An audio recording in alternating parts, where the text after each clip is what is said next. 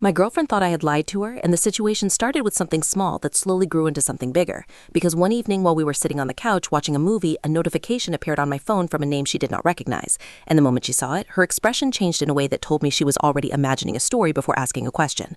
And trust, once shaken, can create conclusions faster than reality can explain them. And when she asked who the person was, I answered casually, saying it was someone I was working with. But my short answer only made things sound more suspicious. And the conversation quickly shifted from curiosity to tension. Because when emotions rise, every explanation sounds like an excuse, and every silence sounds like confirmation.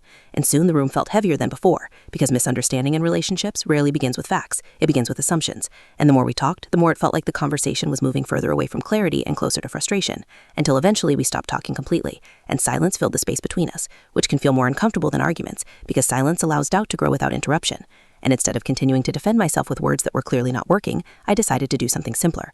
I unlocked my phone, opened the conversation, and handed it to her without saying anything.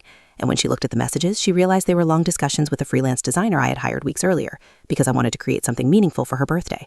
A custom photo book filled with pictures from our trips, late-night conversations, silly moments, and small memories that had quietly built the foundation of our relationship over the past 2 years. And as she scrolled through the messages, she saw the design drafts, the layout ideas, and the notes I had written explaining which pictures represented the most important moments in our story. And the tension in the room slowly changed into something quieter and more reflective, because the misunderstanding that once felt serious now looked almost ironic. And she apologized, not only for assuming the worst, but also for letting doubt grow before giving me the chance to explain. And that night, we ended up talking for hours, not about the message, but about how easily trust can be shaken by small uncertainties when communication slows down. And we both realized something important. Relationships are not tested during perfect moments. They are tested during confusing ones, when patience and honesty matter more than quick reactions. And by the time her birthday arrived, the photo book was finished. And when she opened it, she smiled in a way that made the entire situation feel like an unexpected lesson about trust and understanding.